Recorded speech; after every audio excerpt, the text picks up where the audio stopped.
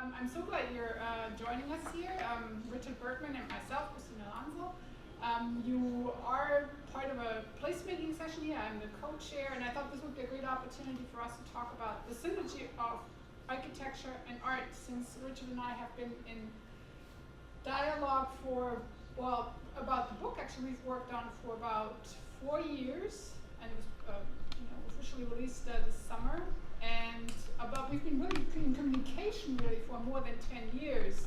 I have a background in art history and fine arts, and so I would see the exhibitions around the greater Boston area, the one at the Watertown Art Center, the Arsenal Center for the Arts. I remember seeing the exhibition at the Cambridge Arts Association Gallery, the one here in the BSA building when it opened, and then there have been other exhibitions locally. And so I've been really drawn to the work for a very long time, and particularly to mechanical sculptures. That's sort of a specialty of mine, kinetic works, and I've published several essays and articles just on moving facades, also related kinetics moving to architecture. And so when we started this conversation, eventually we just came up with this idea. Yes, let's write a book. Well, it wasn't as simple as that. Because I had written another book on the design process. In fact, I don't know if the BSA does it or not, but it's a book that takes one through all the steps of the design process. And the publisher of that book said it had been to my office where he saw some of my sculpture, and he said, I'd like to do a book on your sculpture. And he suggested a flip book. And so that was fine. I was very happy about that. But then I met you, and somehow you suggested it should be more than that. And that sounded good too. So we persuaded the publisher to publish a larger, more complete book. And I must say, it's, I read it today to sort of be able to remember all the things that I should say tonight. And it's really, it's a very good book. And Christina forced me to organize all my work.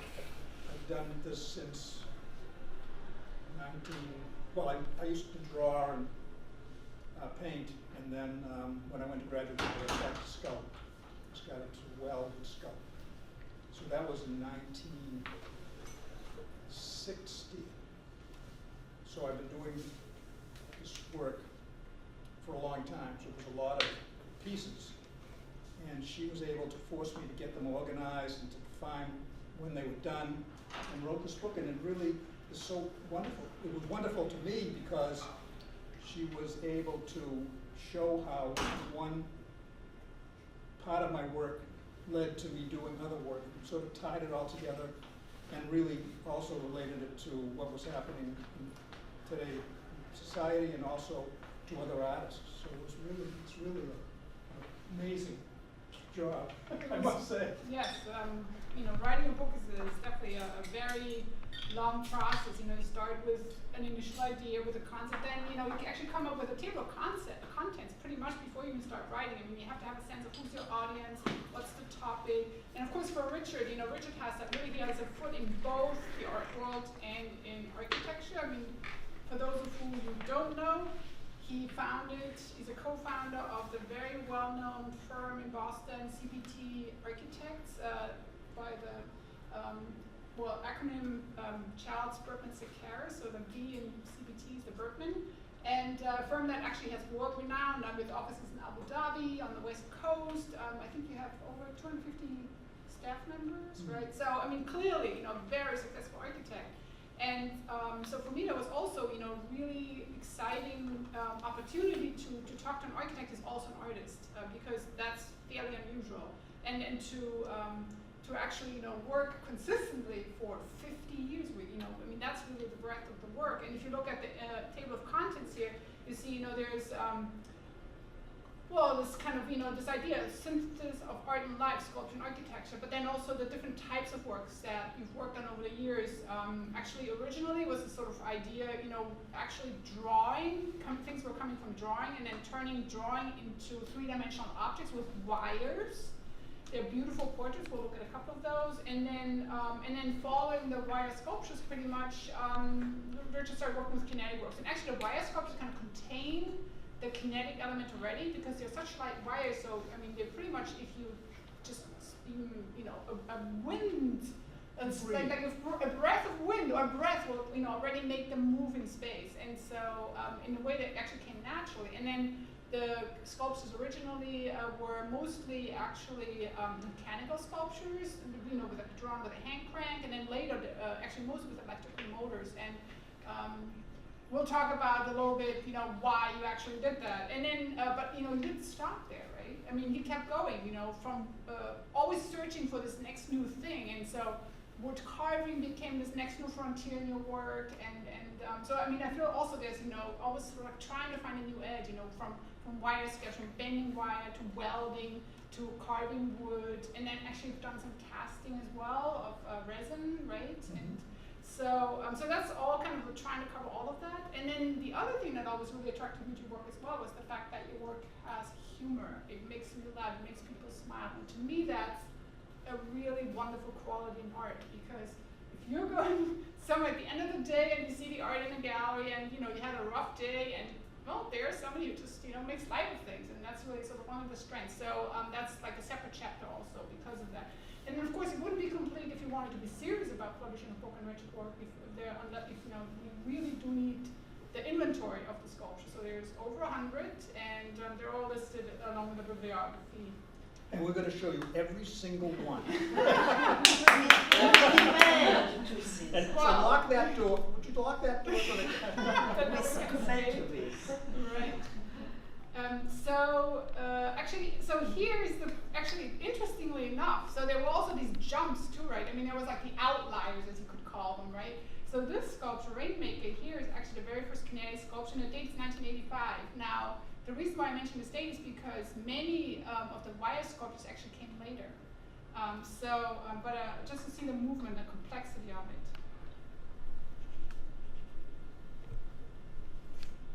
We hope.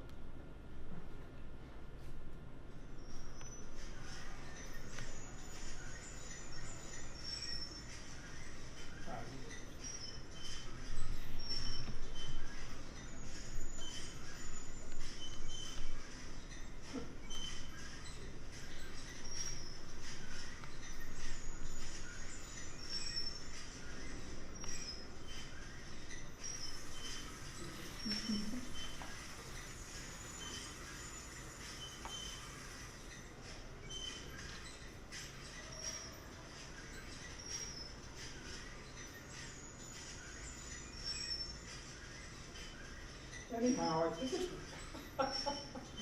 there's a problem here. No, it's in a loop. It's on a loop. So. Yeah, but it keeps starting. Oh, I see. Yes. Well, that's part of the transmission. I think the Wi-Fi is not fast enough. But if you think about, so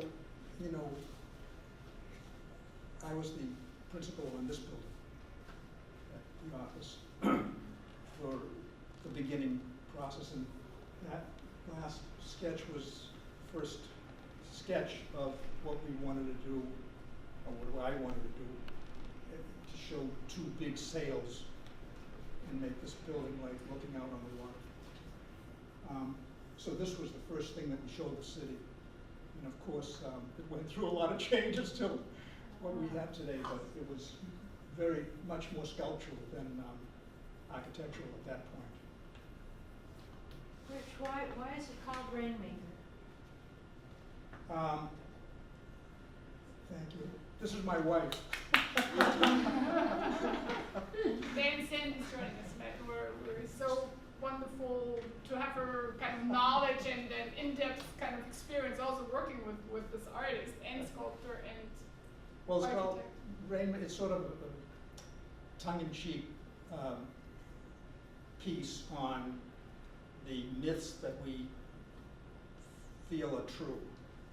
You know, people used to find water by using dowsing rods. They hold these rods and they walk around the land hoping to find where the water was, and the rods would dip. And that would say, no, oh, there's where the water is. And we have all these myths that we take seriously as truth. And so this was an attempt to make a machine that you could move around the land, and it would tell you where water was and create either rain or find water under the soil. And so there's a pump on it, and you could, I don't know if it showed, you could see it in that clip, but there's all this exaggeration about what needs to be done in order to make this myth come true. Well, of course, a rainmaker also, in sort of business speak, is somebody who really knows how to close a deal, right? So that's also that sort of like that whole content too, and that's also that relationship. Someone who's working actively in the field of architecture and kind of working as a principal at a firm, having a lot of pressure. You have to be able to know how to close a deal, right? So there's your rainmaker right here in terms of the kind of transferred kind of meaning as well. But I mean, at the same time. So does this have anything to do with Charles Sekeres? Who's he? What? Who's he? I don't know. I've heard. What makes you say that, Victoria? Nothing at all. Okay. I mean, because there's a found object in here, right? Clearly there was some kind of a cart originally, and I mean, in my building we've actually done these sort of open studios, kind of after-hours tours where we had a little cart with, a little bar on it, basically. But that's not the purpose here. That's totally out of the context here. But what's interesting too is, just sort of the structural element. I mean, the way this is constructed, right? There's a roof in many ways, right? And then the structure itself is, it's a skeleton. And then, I mean, that's kind of also how architecture is designed, right? I mean, sort of, very orthogonal kind of elements that combine with some circular elements that are moving in this case, and that's part of that sort of connection where I feel, the architect kind of shows. But this one we were talking about, right, that this was the first, and the wire is actually rather slow, I apologize. So in a moment, the sail will pop up again. And so Richard explained to me when we were talking about the preparation for this evening that the original CBT rendering that basically won them the competition. The rainmaker, the deal maker kind of image is this, almost ship-like or sail-like kind of, two-panel, very slender, shining piece of sculpture. And so there's again a relationship, where it's not really architecture. I mean, if you look at this as a piece of sculpture on a smaller scale, you could easily, put that in a gallery and say, this is a sculpture right there. But I mean, of course, then the market forces come in. And this is where the artist sort of has to let go of the kind of original dream and turn it into something that's actually, corresponding to what real estate's business principles are, because that's what drives the architecture. And so, in many ways, I think that also shows, and that we've had that conversation also over the years many times, that the fact that you're working in a studio as an artist gives you the opportunity to just be completely freed of the demands of the market, which absolutely you have to respond to when you're making the architecture, and you have to pretty much be able to please your client in order to be able to successfully produce architecture. I think as you go, I've been trying to think, what's the similarity between doing sculpture and doing architecture? And, I'm not sure there is a lot, but I disagree, clearly. no, I know that. But because the scale is completely different. In one case, you're dealing with space, and with sculpture, you deal more with mass. Most sculpture is taking stone or clay or wood and carving away at it. And it's different, whereas in architecture, you're really creating spaces that then you enclose. And that starts to generate the form of what you're doing. And so, in fact, a lot of this work that you'll see is wire, because I drew a lot. And I found that I could draw in space three-dimensionally. And I was thinking about it, and in a way it's, as an architect comes to sculpture, it is more like creating spaces. As you see, it's like you draw the structure, and then the space that's created within that structure is almost like when you're designing and you're creating spaces, and then you're enclosing. So, oh yeah, so well, even this one's that's well, I'll get to that later. So this is my studio, and it's a mess. Oh, it's creative, yes. But I mean, you can see clearly the welding equipment, right? You have the gas tank right here, and then there's the exhaust back here. So this is where a lot of creative work actually happens. And then some drill presses and saws, and then yes, you want to be able to study anatomy. So there's a skeleton in the studio, a very typical setup. There's always some trash or things you can pick from and pick through if you needed to pick up some parts. So it's all very functional. It's a beautiful space. So if anybody wants to learn how to weld, does anybody know how to weld?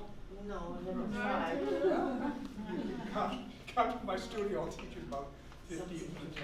Okay. But I mean, I think that's also what happened, you know, in terms of the 50, you know, kind of time period of working in the studio. I mean, there were times when Richard, particularly when it was, you know, building up the firm, and, you know, clearly you have 3 children, so, you know, there were a couple of years when there was very little production in the studio. But then once you actually ended up creating your own studio, and that's the one that you have been in for 40 years, right? That's really where you can be productive.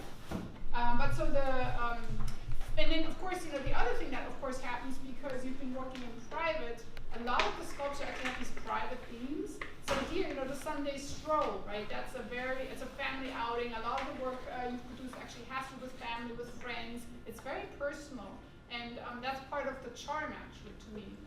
So Sunday stroll, of course, has some really famous press, and actually, yes, with the family dog, right?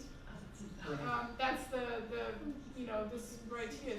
So always having everybody in the family right in the mix, and then, you know, well, pram here with you know, carting around the children when they're little. But there's a beautiful precedent, sort of the, you know, kind of Sunday outing, right? And that sort of also kind of brings me to placemaking, because I mean, this is Georges Seurat, and he was one of the leading pointillism artists from Paris and France. And so he did a scene of this island, Sunday afternoon, the island of La Grande Chatte. But this is also, you know, this island particularly actually has been painted by probably hundreds of artists. I mean, there's some really famous experts, like this is another one by Vincent van Gogh, the bridge that leads over to this island. So this is, La Jatte is basically a large island in the Seine in Paris. And it was originally privately owned, and then in the 1880s, it was actually made publicly accessible, and it was an instant success. Like one of the Napoleon rulers of France, together with Baron Haussmann, who was a famous urban planner in Paris or in France, they actually kind of, you know, designed it, made it accessible to the public. And then there's this famous little pavilion, which was originally actually dedicated to the god of war, Mars. And then, you know, part of that transformation was to actually turn it into the temple of love, like the temple de l'amour, right? So, you know, it becomes this, like, you know, this location for trysts and for lovers to meet and to celebrate love. And so, I mean, so ultimately, to me, you know, what Haussmann and Napoleon were doing, this is a placemaking opportunity, and they completely, you know, it was an instant success with many people spending their Sunday on the island, enjoying the fresh air, bringing their families, and so that, I mean, I think all of that is contained in your work as well, you know, in the family outing, because it sort of referenced that, you know, spending time together, being active, being outdoors, and interacting with other people, with your neighbors perhaps you meet around on your walks. So that sort of is another element that's always wonderful to kind of observe when you look at the work. So these are some very, very early sculptures from '65, right, while you were still a student. Well, just going back to this, because I think what I love about reading this book is what Christina brings to it. So it's all this history and connections to, because the island was that Seurat painting was what inspired me to do that piece. So it was really nice to learn about all this history that went into that, because I was not aware of those things. So these are early works.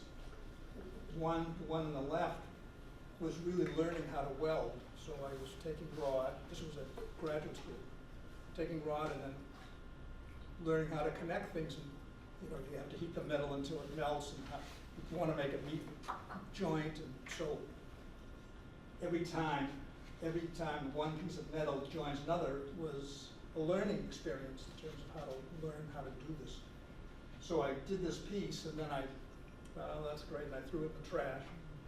And the professor, I was walking around the campus, this was in Berkeley, and someone came up to me and said, "Hey, I saw your piece in the museum." So the professor had taken it out of the museum, taken it out of the trash and put it in the museum. So that was such an encouragement to my thinking, gee, maybe I can do something with this sculpture, it seems good. But the problem is that welding, you don't have a mass. It's not like you have a big stone that you can start carving away. And that's what I was talking about. With welding, it's adding. It's all adding. This is what we call cityscape, which is, it's only about this big, but I keep imagining if it were, 3 stories high, that would be great. So if you know anyone who wants to build a big cityscape model like this, 3 stories high, let me know. But I think, immediately, there is that relationship between sculpture and architecture, right? It's a cityscape, so that's a theme for an architect, and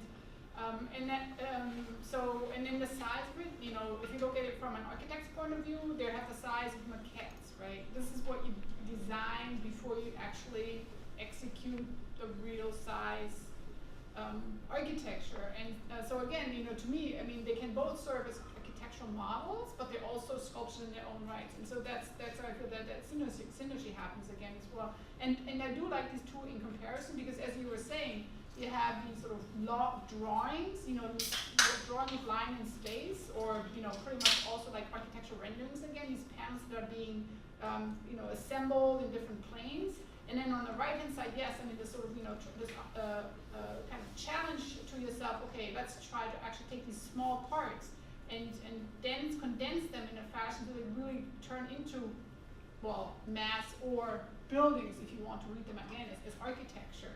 And what I like about them too, they're very, you can see that they're clearly done by a beginning welder, so they have these really sort of, very rough marks. But to me, that's actually part of the strength or part of the beauty of the work.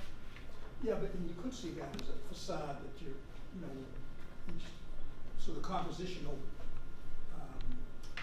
needs are the same in sculpture as in architecture. Yeah. And then, so here's another example. A couple years later, the trophy's on the right, the cow skull mill from '56. So, Richard really has a very, thorough education. He actually has his initial Bachelor of Fine Arts from Harvard University, so you really learn how to draw, figurative drawing, right? So you're a classically trained artist, as a matter of fact. In addition to then, after finishing Harvard, moving on to MIT to get another Bachelor in Architecture. So you really have both, you literally have both education, right? And then after that, you just mentioned Berkeley. Berkeley was actually the university where Richard then actually obtained his master's degree. But if you look at 20-year difference, you see this opportunity here on the left to really try to render space and show shadow. So it's a 2-dimensional drawing on paper, and then taking that idea of the head and turning it into a sculpture that's actually made out of thousands of little parts, because all these little welded plaques or plates you see, they're no more than maybe, how large are they? Couple of inches, right? So they're tiny.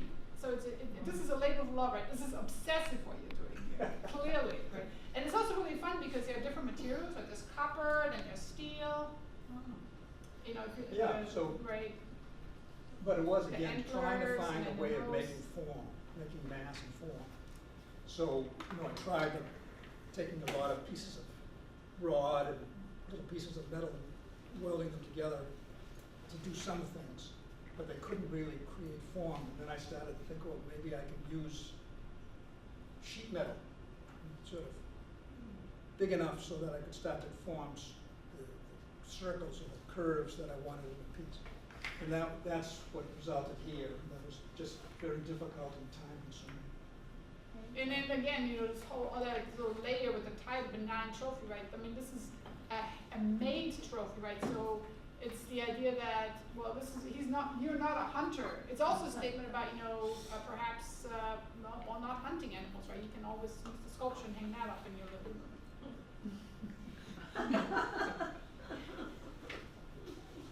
My wife teaches about death and dying, so I keep saying that what I want to do is have myself frozen and stuck on the wall when I die. Like they Okay. That's a deal. These are some of these, and these, so from the small scale work, and actually the moose is more or less pretty much life size. These are also life size, right? But you're moving from about 2 feet now to 6, 7 feet in height. And they look like drawings here in the photographs, but these are 3-dimensional sculptures. You can walk around them. Everything is taking the essentials of the human body and turning them into portraits pretty much. So these are more like you approach. This is what I was saying about you make the structure. The woman, you make the structure of the body, and then it creates this space inside, which is the form. And I always loved to draw, so there was a lot of learning that went into how to do this. Because when you draw on paper, you don't have to worry about weight or gravity or any of those things. But when you draw in space, you got to structure this thing so it doesn't collapse or doesn't move the way you don't want it to move, or express something that you don't want. In order to hold it in place, you either have to add a piece to it, and unfortunately, in 3 dimensions, that piece becomes a line. So it expresses something in what you're trying to express that you don't really want if it's just a piece of metal holding something up. So you really start to learn the quality of what the material you're working with. And so just some other examples of why I sculpture, so you really became comfortable working with the human figure ultimately, right? And then the next kind of endeavor after being able to really work from the figure. And actually that's another thing I like to think about, the woman as object or the waiting to cross. Again, they're very personal. Richard, he tells me, used to ride his bicycle from Newton to his office downtown, and this is just something he would do every day, right? Or woman as object, this is sort of the conversation of feminism happening in the 70s and 80s. And then taking that one step further is really try to actually, endow the figures or the sculptures with features that are actually, really likenesses. And so Sandy's on the left, and it's her hair. He's done several portraits of her. And then on the right, actually, Sandy and David Buckler, who are personal friends of yours, and of course they're also known as really great philanthropists for the arts in Boston. And often they were gifts for those folks for birthdays and special occasions. And he has worked. He was an industrialist, if anybody knows David Buckler. Made a lot of money, and I don't know, for some reason he likes my work, but so he commissioned me to do several pieces, one, this and his wife. And he has some pieces at MIT. There's one just outside the Federal Reserve Bank, actually, right next door, the large bronze disc. That's also David Buckler, and he has another work over at Mass Art in their outdoor sculpture garden. Some more friends and portraits. Robert Campbell, the architecture critic. Here's your relationship to architecture again. Bruce Peel, he's actually known for always wearing a bow tie, so that's kind of a characteristic here. And I recognize these folks by looking at these portraits, I really do.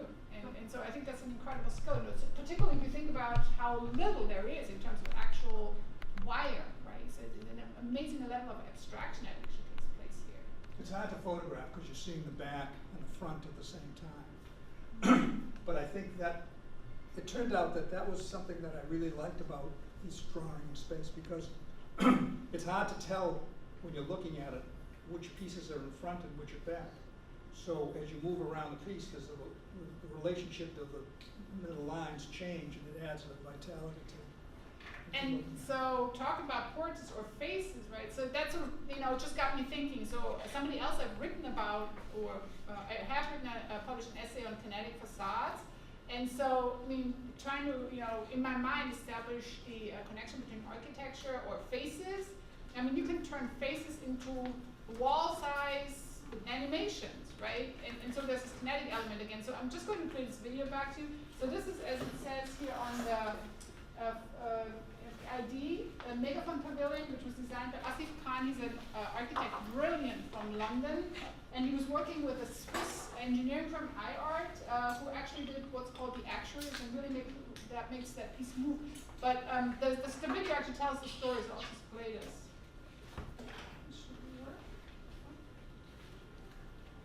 For thousands of years, people have used faces to tell stories. From portrait painting to emoticons of the present day, faces have always been a shorthand for communication. For the Sochi 2014 Winter Olympic Games, Megaphone launched the campaign Create Your Own Olympic History. It encouraged people to make the Olympics a very personal experience with social networks and Megaphone's mobile internet. Megaface's Olympic Pavilion became the perfect culmination to the campaign. Its unique innovation was inspired by the notion of the selfie as a universal tool for communication in the digital age. And it became so much more. With the help of the world's first three-dimensionally actuated large-scale LED screen, thousands of people had a chance to create their own history at the Games. The kinetic facade of the pavilion is formed of 11,000 actuators. Each actuator carried their tip a translucent sphere that contains an RGB LED light. Each actuator acts as one pixel within the entire facade. It extends up to 2 meters to transform the surface in 3 dimensions. The resulting portraits appear on the side of the building as big as 8 by 6 meters, a magnification of 3,500%.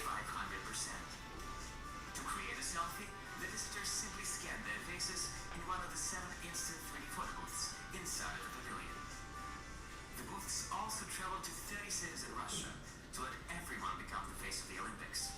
And live online video stream at the facade with the link to the personalized 20-second video made sure that no face will be missed. The ultimate selfie was hard not to notice. Epic, innovative. The Megafaces Pavilion took social media by storm, and worldwide television and press coverage resulted in over $12 million on earned media. With Megaphone being the most talked about Olympic partner of the Games. That's something that really makes places. I think so. And I mean, the fact that people were able to directly participate in creating their own environment, that's really brilliant.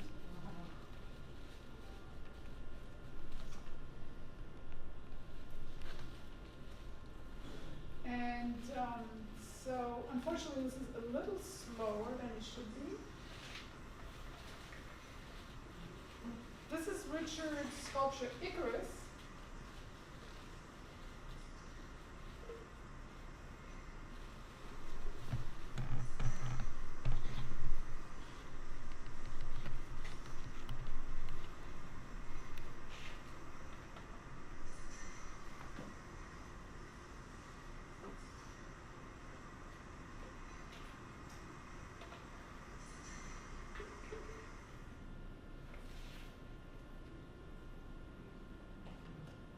Does everybody know the story of Icarus? Yes, right? And I mean, also, if you the date again, 1990s, right? I mean, something like the Sochi Olympics Games wouldn't have been possible in those days. Sorry, I'm ahead of myself now. And, but the reason why this image is actually popping up is because if you look at Icarus, I mean, I see cantilevers, right? And so, looking at the ICA building, for instance, there's a giant cantilever, and I think part of what you do, I mean, even if it's just subconscious, I mean, you just process all this information that is mutually inspiring, whether it's the architecture or the art. I don't know where one ends or the other one begins, but I think there are these synergies. And I mean, and if nothing else, each building has mechanicals, right? There are moving parts in the buildings, and for you to actually understand that and how that works is something that's just adds another layer of craftsmanship in general, whether it's your architecture or your sculpture. But in terms of the connection,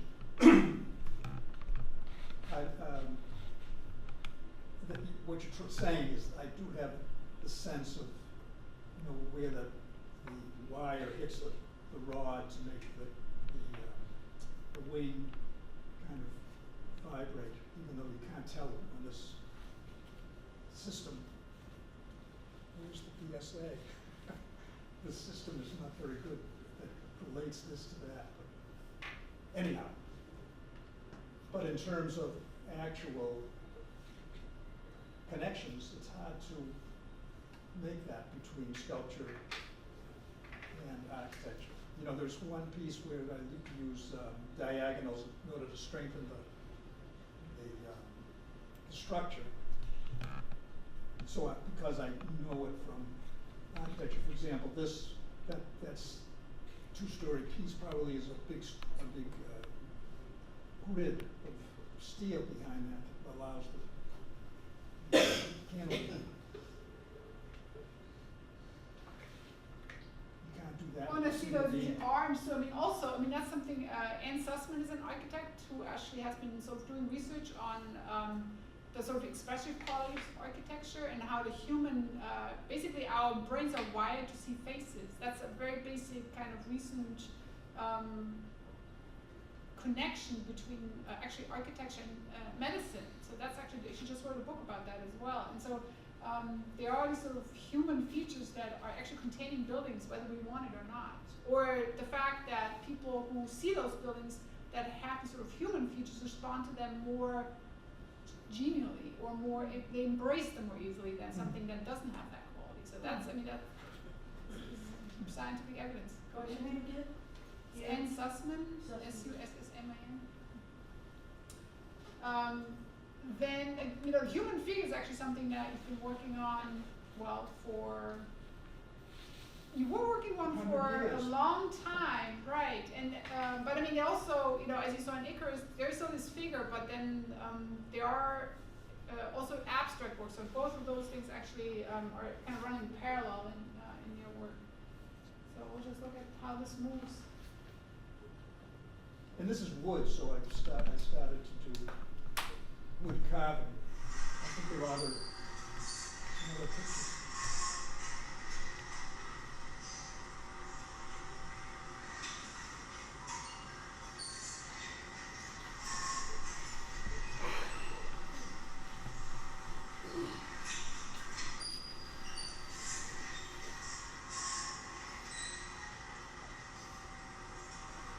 So if you're ever interested in seeing how the pieces move, on my website, which is richardbertman.com, there's clips that show how each piece moves and what it does. This is a little static, unfortunately.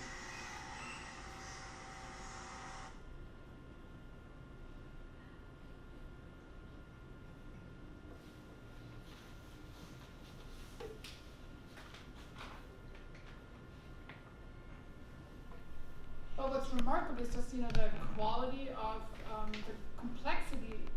The works are becoming more and more complex, as you can see. All these moving parts. There's a camshaft that's actually part of the sculpture that's installed behind the piece. Where it almost looks like a thumb piano. All these different levers, and you can really see how every single part is actually moving. You can physically observe the mechanics of the sculpture. And I thought always as well that was something really wonderful to really be able to see both.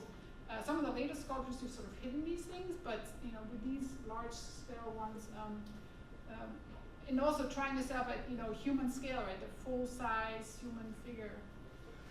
And I asked myself, why do I enjoy doing this? What is it about it?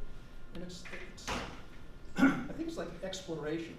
You have an idea when you start. This is, I suppose, similar to architectural design. You have an idea, and then you start to make it and you realize this really isn't gonna work. You know, I can't do what I wanna do.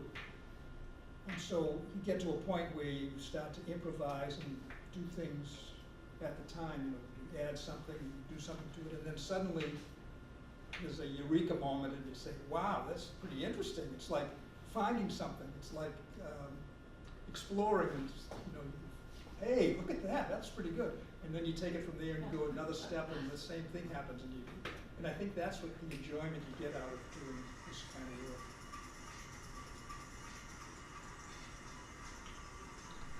And each one, as I learned, each one got more and more complicated.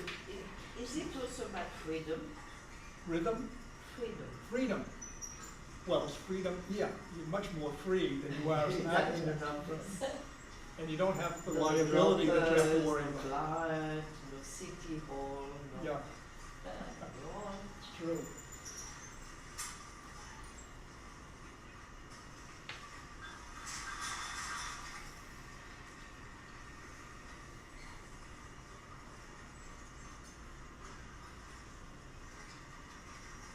I keep thinking, how is anyone in the future, when someone has is going to fix it? You know, there's so many subtle things going on here, just to make the cogs in that wheel connect when it frees up. You can see the second is with the Gosha spot, that red sail falls, and then you have the cog has to rejoin the rest of the sculpture, and you know, there's a string that pulls down to get this mechanism that wants these two pieces to connect, that runs down and gets this one in a certain position so it's ready to accept this one that's turning, but it's not quite exact, and then there's a little thing that makes that connection so it joins the two. It becomes a huge puzzle, some of these moving pieces. Right, and then that's part of, again, the fascination, right? Yeah. To know that there's a lot of complexity here, and it's wonderful to see it work, but you know, unless you really work with this material, you don't really understand it. And the title, of course, Searching for Leonardo, is connecting us to Leonardo da Vinci. And if you make kinetic sculpture, in a way, you know, it's almost like you have to be connected back to Leonardo da Vinci, because he's the one who, well, really kind of rebirthed the dream of flying for humanity during the Renaissance, and it took another 500 years to actually get to the point of doing it, or 450, however long, which, you know, that's just incredible, right? And then we just saw Icarus, the original story from Greek mythology, which dates back to 2500 BCE. So I mean, the dream of flying clearly is a long endeavor on people's minds, and for Leonardo da Vinci, I mean, conceptually, he had actually solved the problem, right? I mean, you need to have bird wings, and just like in the Icarus legend or mythology, there has to be a way of connecting them to the body, and then you fly, right? And I mean, he solved the problem by constructing these elements, clearly showing how it needs to be done. And here's another work I feel is a really fun element in this conversation, because the sculpture you see on the right is actually a preliminary to the final Leonardo. So you still see these copper pipes, but ultimately it's just one half of the wing, right? And so the next iteration became the sculpture. So this is an early version of the Leonardo, and you took the light bulb away. You usually can explain it much better than I can. Well, that's, you said it. I took the light bulb away. One of the things that is good about, I've never really wanted to sell my work, because I was making money as an architect. I didn't need that, and I really put so much into it. I really liked having them around, so I just kept most of them. And that gives me an opportunity to walk around and say, gee, you know, that would be nice if I did that, and then I do that later on, and these things evolve. and then they turn into some even larger objects like this one here. So this is a very recent work actually, 2017, just finished. And well, I'm looking at this and think this is a giant piece of architecture. Right? It's a windmill, it's a tower, all kinds of things move. Let's let this thing here move for a moment.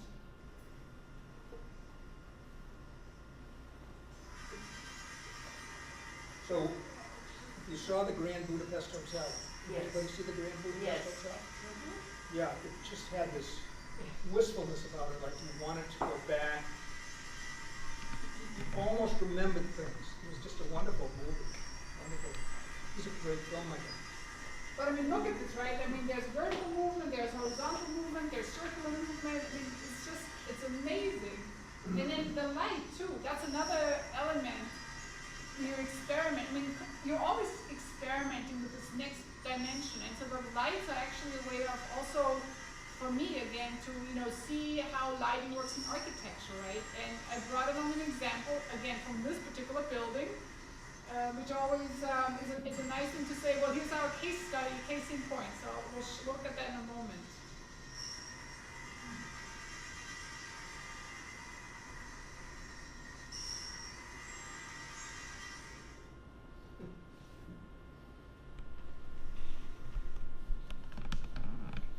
Look at that, right?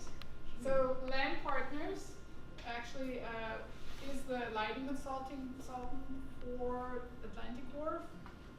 And so, you're doing the studio experimenting, whether it proceeds or, the actual architecture or whether it comes later. Richard actually also worked on some very, very early sort of light in sculpture in the model for a floor lamp, which was actually made out of a robot. So it's been another sort of theme, or if the carpe diem, right, with the light bulb in it. So just trying things out, and they might not even become the final piece, right? But it's sort of experimenting, and I do feel, there's like this, intellectual exchange going on between what you do in your studio and then what's going on in practice as an architect as well. Here's another, tower, right?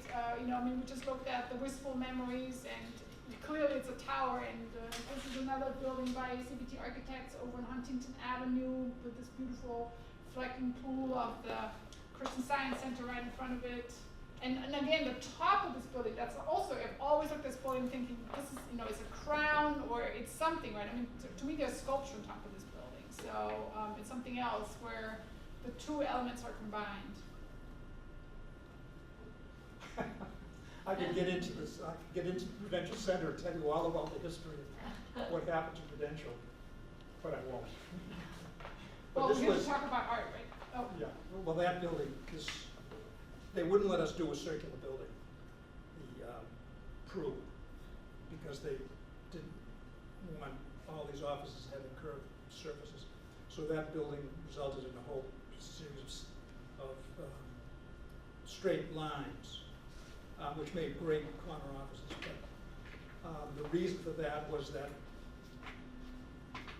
Well, so it's ultimately multifaceted, almost like a diamond, right? Yeah, but so that the office architecture itself could have a flat exterior. But it was really because of the closeness of these other high buildings. In order to create more open space between them, the building took that form that allowed more light and air to be between these high buildings. Also looks better. Yeah. And again, this is a static kind of quality that I feel definitely, if you can, right, you always try to push for that edge in the architecture. Like the Oval building that's, in the Seaport, that's the latest CBT building in the Seaport, the Oval building. I don't know if you probably have been past it, maybe not even realizing it's a CBT building. But I mean, it does something else, right? It's not just a square box, like so many others. And now we're getting to the wood. And still doing figures, another portrait. This was another gift or commission. It was a commission, actually, right? Yes. For the Bakelars, and I mean, incredibly accomplished. Actually, before this work was made, Richard did a portrait of Sandy, his wife, and so which is less, finished than this one, right? But so ultimately, Sandy was the guinea pig for the finished, very traditional form actually. So, and then I actually just want to make that reference again. I mean, if you look at this figure, this is from Egypt. I could have picked the female figure as well. This one has actually it's on Wikimedia, Wiki Commons. So I was able to actually use it, but just so that like that whole idea of human form and this sort of really just very. This is a very stable composition of the body, right?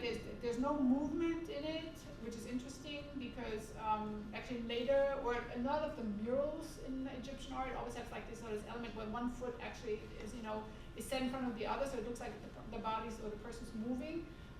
So this is clear, just in terms of the expression, this is a person of both feet firmly planted on the ground, and but with beautiful expression, clearly a portrait, right? So, and compliments. The Egyptian figure, which I really liked that you found that, because it did show a more straight figure, but that sculptor, his next piece was much more animated. No, that's supposed to be a joke. But I mean, it's also, it's hard to show movement, right? I mean, and that's also the difference between, in terms of if you're looking at in art historical periods, like the Baroque, for instance, right? In the Baroque, artists really tried to develop figures that showed movement as such, and so even the Renaissance, with like standing and sort of like the resting leg, which is something that goes back to classical antiquity. But there's also this other side where we have this more just a firm, unmoving figure. And then here is the another metamorphosis, unlike the other one, another wood sculpture. But look at this one.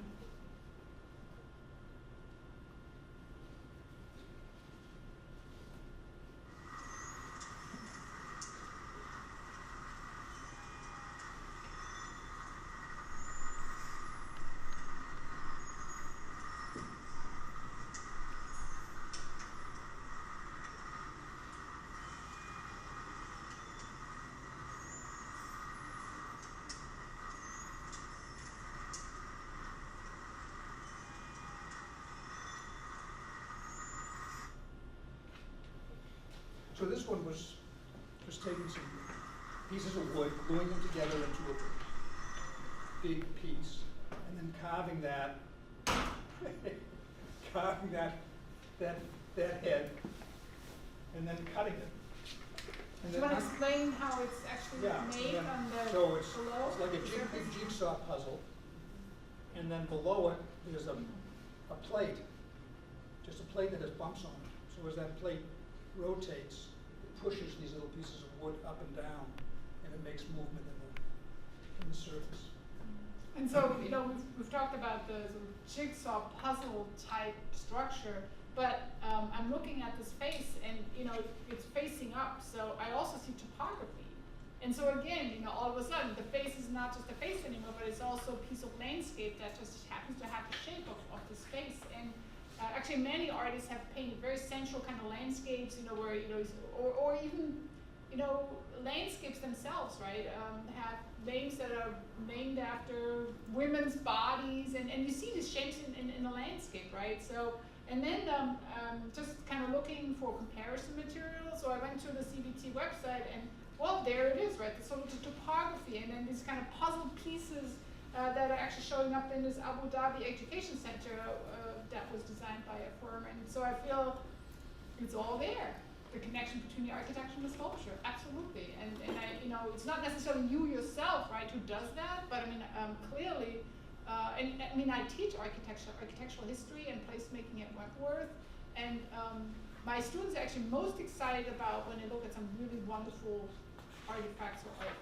And so I really feel that, even in terms of the architectural education, it's a very strong emphasis on shape. I mean, of course, all parts of other parts of the education that I'm not really part of, but I know that my students really respond to beautiful form and strive for that. In fact, that piece with the head was came out of the land. You know, it was inspired by Wyatt's Christmas Day, I guess it's called. You know, a woman sort of part of the land. I don't know if you've seen it, but it was quite beautiful, and it inspired me to do that piece. And so that's kind of actually, so we're actually through the different types of work you've been working on, the wire sculptures, the kinetic works, and the wood sculptures, and these are just examples. Clearly there's a lot more work. And then now we just want to, you know, show some of the humorous works, and these are actually like sketches, right? I mean, this is how an architect would sketch. Again, these are three-dimensional, they're wire drawings, they're from the 1980s. So a lot of things were happening in parallel. But to me, this is, you know, these are really funny, actually. And they're tiny. I mean, they're, you know, you can put them on a shelf, and there they are, you know, for your amusement. Then, you know, lots of things go in my head. I mean, if you see these, like, what comes to mind, right? Seeing a crocodile on a leash, your response. I mean, to me, my first reaction, oh, that's just like Isabella Stewart Gardner, you know, like taking her leopard on the leash down Commonwealth Avenue Mall, right? I mean, that's like that whole idea. Or then, you know, a Crocodile Dundee, right? I mean, there's all these associations that come to mind. And then the man in the shower, right? I mean, he looks like he's cold.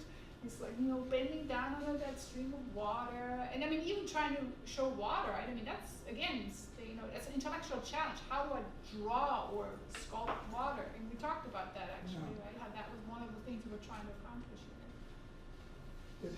It's funny as you talk. What I see is, how am I going to make something have definition that's very small?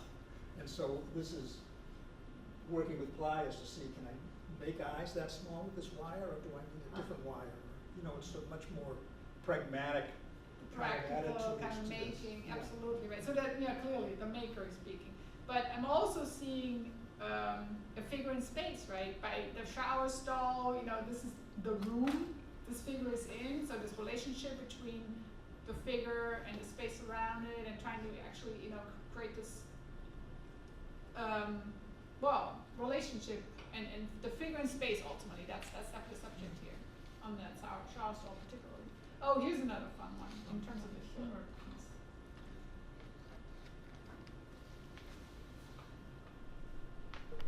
We've been married for 60 years, by the way.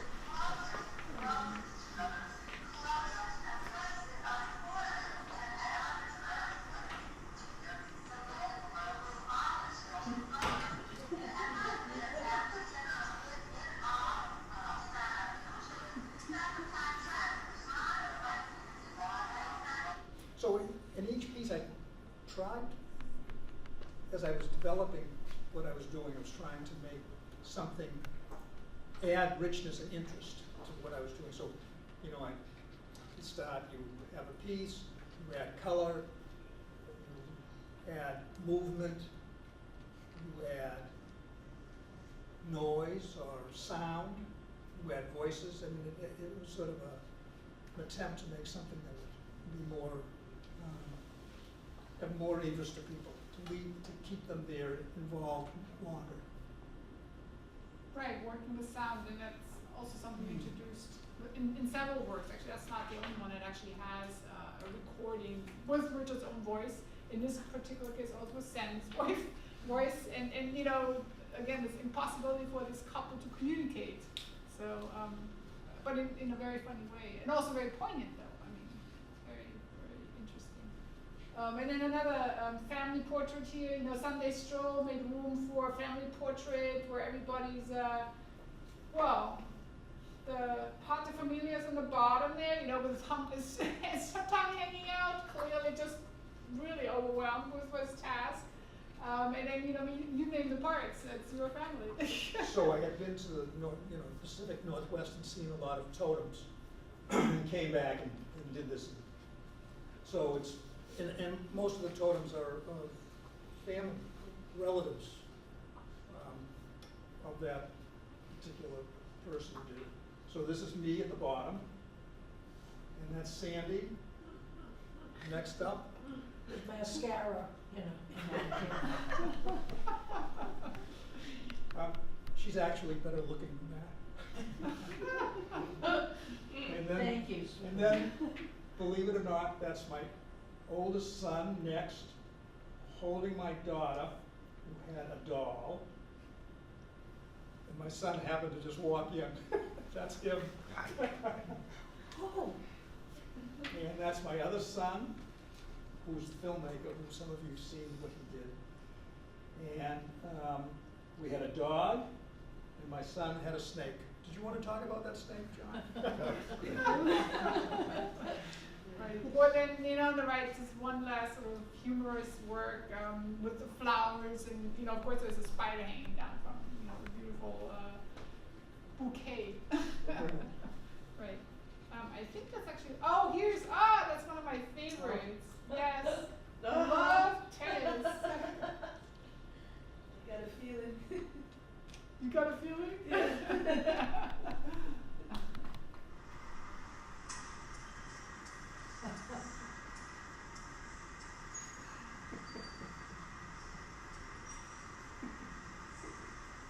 I could look at this for hours, right? And it keeps me going. It's just funny.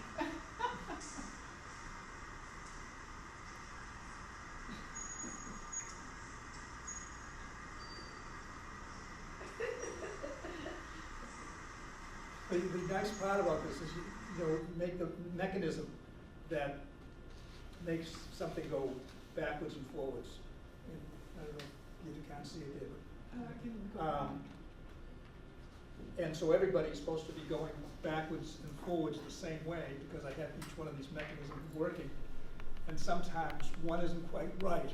So you have by accident this nice quality that happens where some person's way, they've all gone that way and then that person moves. They went to the ball boy. Yeah.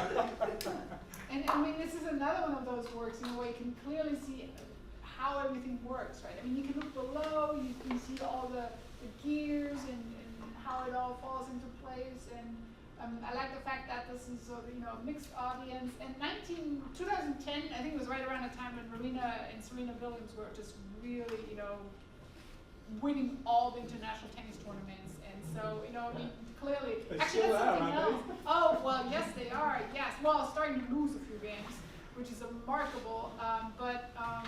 That's another thing, really.